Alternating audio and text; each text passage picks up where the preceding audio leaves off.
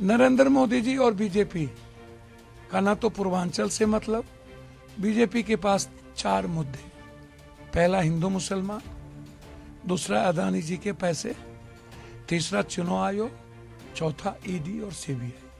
4 मुद्दों से वो सिर्फ सत्ता की बात करते हैं। बीजेपी जिस स्टेट जाती है वहां नफरत पैदा करती है। वो सत्ता के लिए दुनिया में कोई भी पाप कर सकता है, किसी को भी बांट सकते हैं, किसी को भी काट सकते हैं।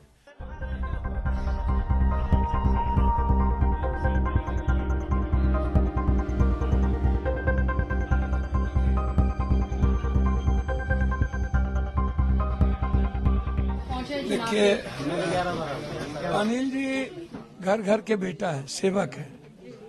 5 साल इनकी जो लाइफ है ये कॉमन लोगों के लिए, आम लोगों के लिए, हर तरह के दुख सुख में ये लोगों के बीच रहते हैं।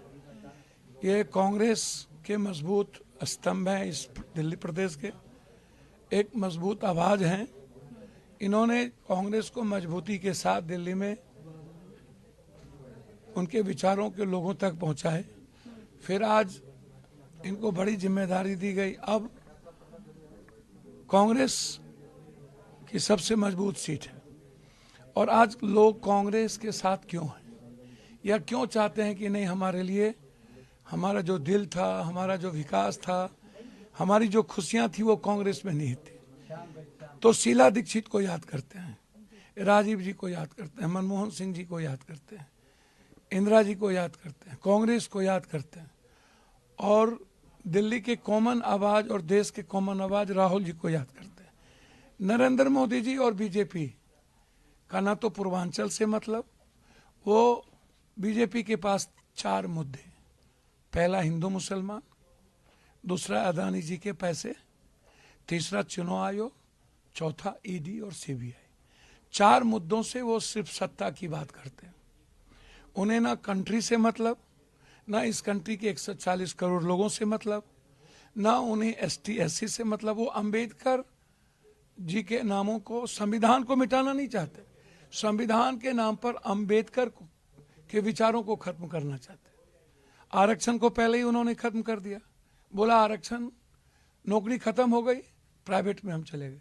प्राइवेट में उन्होंने आरक्षण दिया नहीं, तो एबीसी पर हमला, एसटी एससी पर हमला, ओबीसी पर हमला, 90% वर्गों पर हमला। ठीक। अब आप आइए नरेंद्र मोदी जी के जाति जनगणना। राहुल गांधी क्यों चाहते हैं जाति जनगणना? कि जो किसी भी जात का गरीब है, आरक्षण के बाद, मंडल कमीशन के बाद, देश की आज़ादी के बाद, चाहे वो जो भी हो, तो यदि वो इकोनॉमिकल, एजुकेशनल, सामाजिक रूप से कमजोर हैं, उसको उठाओ। उसमें ओबीसी नहीं, उसमें ईबीसी नहीं, उसमें सभी जात के लोग। ऊंची जात के लिए उन्होंने 10% आरक्षण की बात की और उन्होंने दिया। अब वो चाहते हैं कि जो ओबीसी के आरक्षण हम ऊंची जात के गरीब के लिए हमने किया है, उसमें हम 67% आरक्षण लाके उसकी भागीदारी को बराबर करें।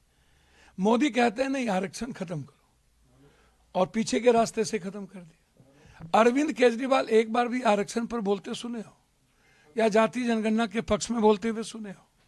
ये लोग तो कोर्ट भी गए, नरेंद्र मोदी जी।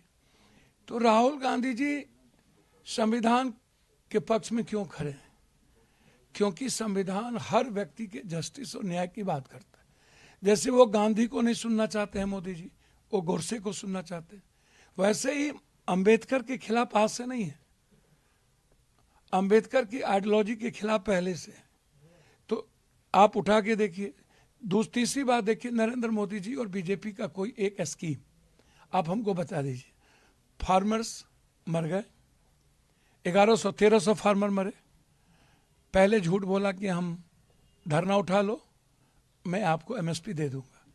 सत्ता में आते ही वो भूल गए, फिर 300 लोग मरे, फार्मर गया। बीजेपी जिस स्टेट जाती है वहां नफरत पैदा करती है।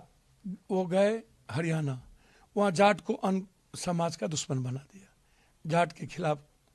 वो गए राजस्थान, वहां गुज्जर को गाली दिया, अन्य जातियों को दुश्मन बना दिया। वो गए पंजाब, वहां सिखों को गाली दिया। वो गए महाराष्ट्र, वहां मराठी को गाली दिया ओबीसी और अन्य लोगों की झूठ फूस बात करने लगी। वो गए झारखंड, वहाँ आदिवासी मुसलमान के बीच झगड़ा लगाने लगा। वो बिहार और यूपी जाते हैं तो जादव के खिलाफ बात करते हैं, अन्य जगहों पर अन्य लोगों के खिलाफ बात करते हैं। बंगाल जाते हैं तो बंगाली के खिलाफ गैर बंगाली नॉन बंगाली करते हैं। मणिपुर जाते हैं तो मत्तों और गैर मत्तों की बात करते हैं। देखिए, वो मुसलमान के खिलाफ नहीं है, मुसलमान या हिंदू की बात नहीं है इसमें, आप इसको समझ लीजिए। वो सत्ता के लिए दुनिया में कोई भी पाप कर सकता है, किसी को भी बांट सकते हैं, किसी को भी काट सकते हैं। उन्हें कोई लेना देना हिंदू या सनातन से या ST/SC से या OBC से नहीं है। हमसे जुड़े रहने के लिए हमारे YouTube चैनल को सब्सक्राइब करें और नई वीडियो की नोटिफिकेशन के लिए बेल आइकॉन को दबाएं। अगर आप ये वीडियो Facebook पर देख रहे हैं तो लाइक जरूर करें और ज्यादा से ज्यादा शेयर करें। धन्यवाद।